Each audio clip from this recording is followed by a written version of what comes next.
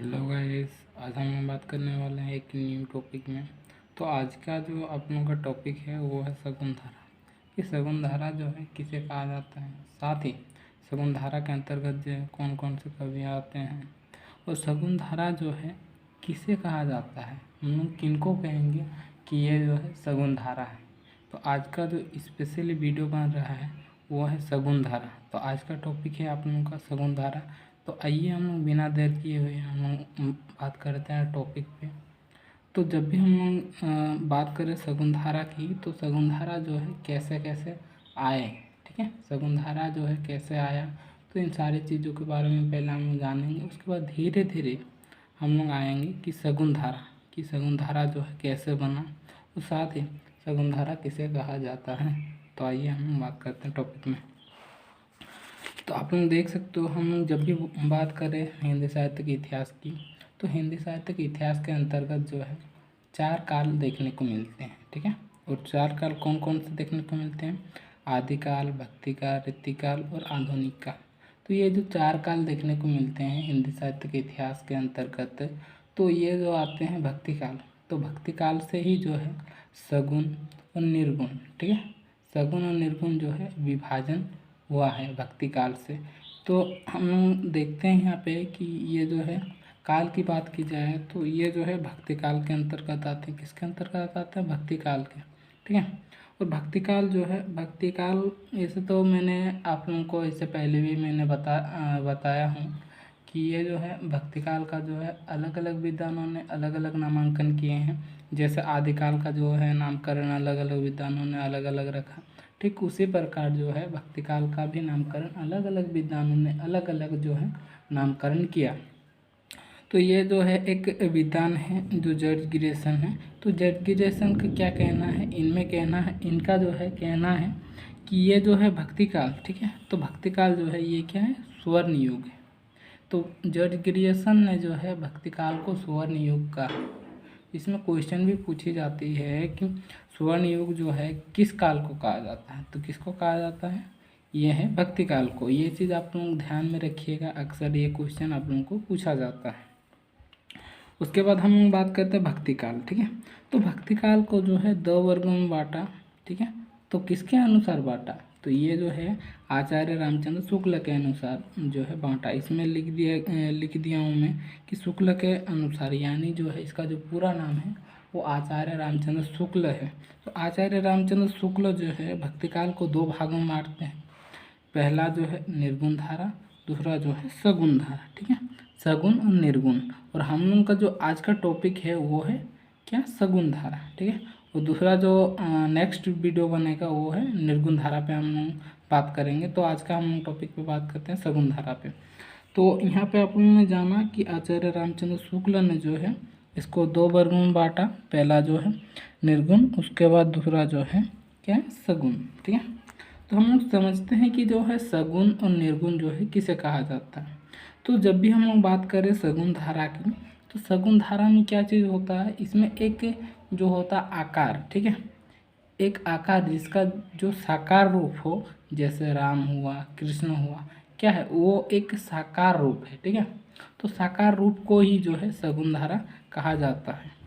और इसमें जो है सगुण धारा को 2 शाखाओं में बांटा गया, और ठीक उसी प्रकार जो है निर्गुण धारा को भी 2 शाखाओं में बांटा गया।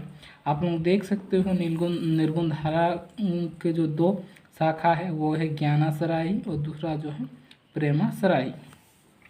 और इधर आप लोग देख सकते हो यहाँ पे कि जब भी बात करें हम लोग सगुण धारा की, तो सगुण धारा को जो है इनके 2 शाखाएं जो है बटे। तो इनमें जो 2 शाखाएं बट गए तो कौन कौन से हैं? वो है रामासराई और दूसरा जो है कृष्णसराई।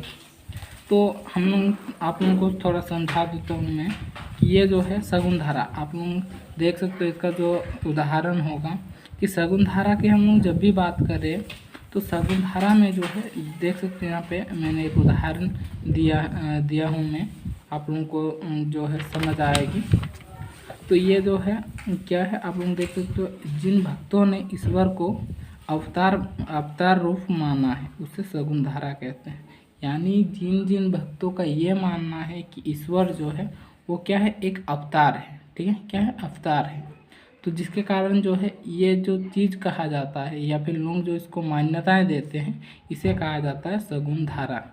ठीक है, उसके बाद कुछ कुछ जो है पॉइंट में लेके आया हूँ ताकि आप लोगों को काफ़ी बेहतर तरीके से समझ मिले इसमें। तो आप लोग देख सकते हो कि हम लोग बात कर रहे हैं इनके शाखाओं पे। ठीक है, सगुण धारा तो मैंने बताया है कि सगुण धारा उसे कहा जाता है जिसका क्या हो, एक साकार रूप हो। जैसे रामकृष्ण, वो क्या है, एक साकार रूप है, तो उसी को जो है सगुण धारा कहा जाता है। उसके बाद जो है कुछ कुछ जो है पॉइंट लेके आया हूँ रामाश्रयी। जैसे इसमें देख सकते हो क्या लिखा हुआ है कि विष्णु के अवतार रूप को भगवान राम कहा। मतलब विष्णु का जो अवतार रूप होता है ना, जब भी हम लोग बात करें ना अवतार मतलब अवतार को ही क्या मानते हैं, एक साकार रूप मानते हैं। तो बताया गया है कि विष्णु के जो अवतार होते हैं, अवतार रूप को ही जो है भगवान क्या कहा गया है, राम कहा गया है। तो ये चीज़ जो है देखने को मिलते हैं। और साथ ही ये जो चीज़ें मैं जो बता रहा हूँ ये आप लोगों को, तो ये प्रवृत्तियाँ कहलाती है। ठीक है, प्रवृत्तियाँ मतलब एक जैसा मनुष्य का जो चरित्र होता है, जैसे खाना कब खाता है, उसका व्यवहार कैसा है, और साथ ही जो है क्या क्या और कैसे कैसे जो है लोगों के साथ संबंध रखते हैं, कैसा वार्तालाप करते हैं। ठीक वैसे ही जो है ये एक प्रवृत्तियाँ कहलाते हैं। ठीक है, क्या कहलाता है, प्रवृत्तियाँ। जो ये मैंने जो आप लोगों के बीच जो लाया हूँ 1-2 नंबर बना के, जो ये जो चीज़ है ये प्रवृत्तियाँ कहलाते हैं। ठीक है, तो 2 नंबर में आप लोग देख सकते हो यहाँ पे क्या है कि ज्ञान को जो है कठिन माना और भक्ति को सरल माना। जैसे मान लो हम लोग बात करें निर्गुण धारा की, तो निर्गुण धारा को क्या सोचते हैं ये लोग कि वो जो है ना निर्गुण धारा क्या है, काफ़ी कठिन है। और साथ ही जहाँ तक हम लोग बात करें इधर ये जो है भक्ति की, तो कहीं ना कहीं ये जो है एक क्या है, सरल है। मतलब ज्ञान जो होती है वो काफ़ी कठिन होती है, और हम भक्ति की बात की जाए तो वो क्या है, सरल है। इसलिए जो है इसको ये लोग जो है मान्यताएं देते हैं। उसके बाद हम लोग आते हैं इधर, उसके बाद जो है हम लोग आते हैं इधर। आप लोग देख सकते हो यहाँ पे 3 नंबर में कि यहाँ पे जो दिया हुआ है एक पंक्ति मैंने लिया है ताकि आप लोगों को काफ़ी बेहतर तरीके से समझ में ले। अगु नहीं सगु नहीं कछु भेदा।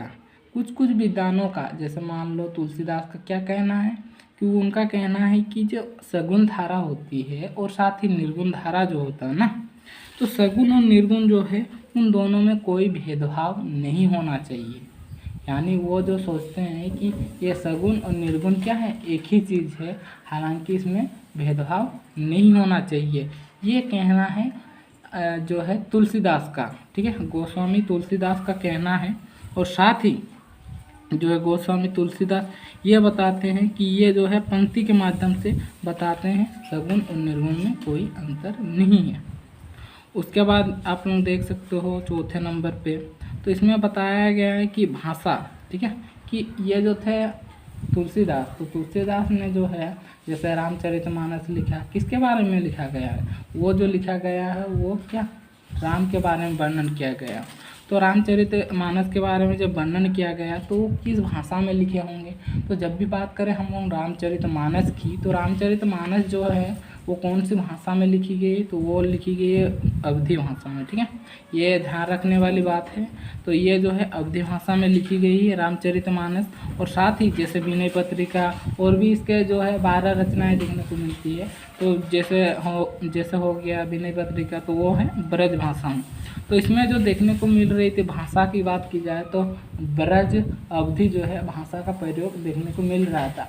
हालांकि और भी बहुत सारे ऐसे जो है भाषाएं प्रयोग हो रहे थे, लेकिन तुलसीदास ने जो है ये इन दोनों भाषाओं को अपनाया था, ब्रज और जो है अवधी। उसके बाद हम लोग आते हैं थोड़ा नीचे। ठीक है, इसमें बताया गया है ऐसे तो बहुत सारे जो है कवियाँ आए और शकुंतला का जो है शकुंतला पे जो है तर्क वितर्क करने लगे, लेकिन इसमें सबसे प्रमुख जो है तुलसीदास को माना जाता है, क्योंकि ये जो है ये जो होते हैं राम को ये दास्य भाव से जो है मान्यता देते हैं। ये बताते हैं कि मैं जो हूँ श्री राम का क्या हूँ, एक दास हूँ।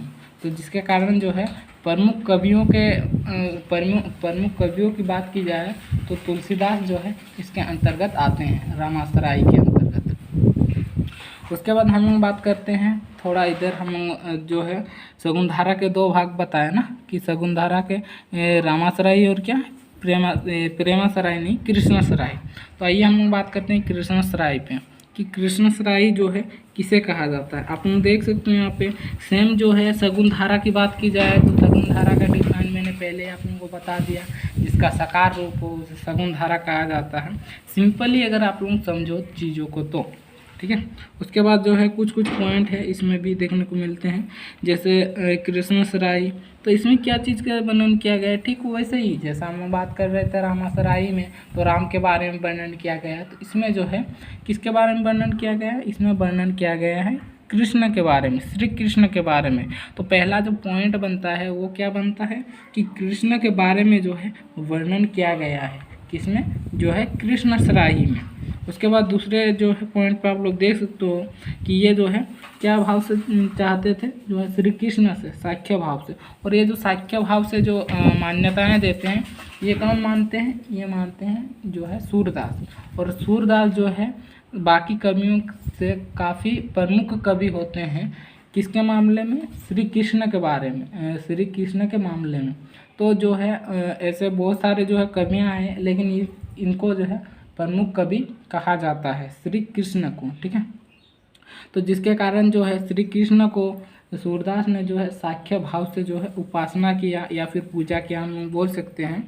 और साथ ही इन्होंने जो है एक मित्रता के भाव से जो है कृष्ण को मान्यताएं देने लगे। किसने दिया मान्यता, सूरदास ने। और सूरदास को जो है प्रमुख कवि कहा जाता है किसमें, कृष्णसराय में। उसके बाद तीसरा पॉइंट जो है आप लोग देख सकते हो यहाँ पे श्रृंगार और वात्सल्य की प्रधानता, ठीक है। इसमें जब भी हम लोग बात करें श्रृंगार की तो श्रृंगार को दो भागों में बांटा जाता है। श्रृंगार के कितने भाग है, दो, ठीक है। संयोग और वियोग। संयोग मतलब होता है सुख, मतलब संयोग मतलब एस से स्टार्ट हो रहा है ना, तो संयोग मतलब सुख, सुख भी एस से स्टार्ट हो रहा है, तो संयोग मतलब सुख और वियोग मतलब होता है दुख, ठीक है। तो इसमें बताया गया है कि संयोग और वियोग जो है दोनों पक्ष देखने को मिलते हैं, किसके वर्णन में, श्री कृष्ण के वर्णन में। जब एक जो है समय जब रहता है तो बताया जाता है कि श्री कृष्ण जो है वो कहाँ जाते हैं, मथुरा चले जाते हैं, ठीक है। मथुरा जाते हैं तो क्या करते हैं, जो गोपियाँ लोग होती है उनके बिरहा में क्या करते हैं, तड़पने लगते हैं। तो कहीं ना कहीं ये जो है श्रृंगार के अंतर्गत आते हैं और ये जो है वियोग पक्ष में आते हैं। और साथ ही इसमें हम लोग बात करें वात्सल्य की, तो वात्सल्य में क्या चीज़ होता है, इसमें बताया जाता है कृष्ण के जो बचपन के बारे में जो भी कवि लोग जो होते हैं वो वर्णन करते हैं। तो जिसके कारण जो है ये वात्सल्य कहलाते हैं। यानी वात्सल्य की बात की जाए तो वात्सल्य के अंतर्गत वो सारे चीज़ों को रखा गया है जो बचपन में, जैसे जो कृष्ण होते हैं वो बांसुरी बजाते थे, साथ ही वो कितना जो है मनमोहक देखते थे, मोर पंख लगाते थे। ये सारे चीज़ों के बारे में जो है वात्सल्य में देखने को मिलता है। उसके बाद जो है भ्रमर गीत, क्या था, भ्रमर गीत का वर्णन किया गया है।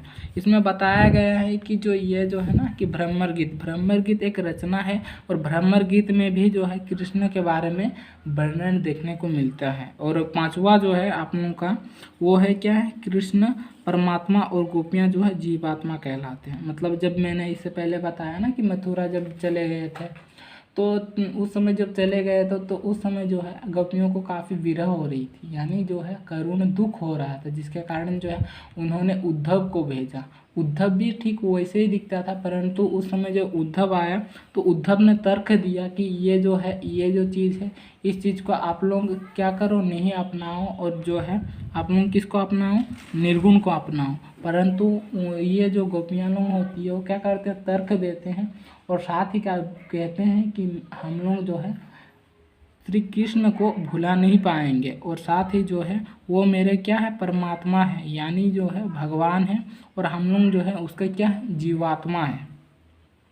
तो ये था आप लोगों का आज का जो टॉपिक था वो था शगुन धारा। तो शगुन धारा का ये जो टॉपिक अगर आप लोगों को काफ़ी बेहतर तरीके समझ में ली और साथ ही आप लोगों को कुछ जानकारियाँ मिली, तो इसमें ये जो आप लोगों का ये जो वीडियो बना शगुन धारा पे, तो शगुन धारा का जो ये टॉपिक आप लोगों को अच्छा लगा तो लाइक, शेयर और सब्सक्राइब करना न भूलें। मिलते हैं हम लोग नेक्स्ट वीडियो में। तो नेक्स्ट वीडियो जो आपका बनेगा वो है निर्गुण धारा की। कि निर्गुण धारा जो है किसे कहा जाता है। तब तक के लिए हम लोग मिलते हैं नेक्स्ट वीडियो में।